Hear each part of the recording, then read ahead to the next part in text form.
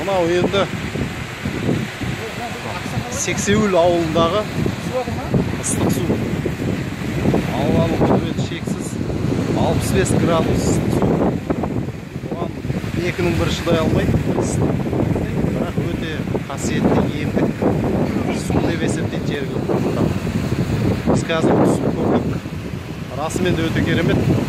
Сондай-ақ бұл су 3 бөлікке бөлініп, ауыл адамдары жасаған. Ауылдың қайырымды адамдар десек болады, өйткені осы астық қалап жасаған. Мынау ең ыстығы, негізгісі осыдан, сол жағынан сарқырама түрінде жасаған, 65 градус ыстық. Одан кейін мынандай арық жолымен келесі бөлігін жасап қойған. Бұл енді сәл салқындау.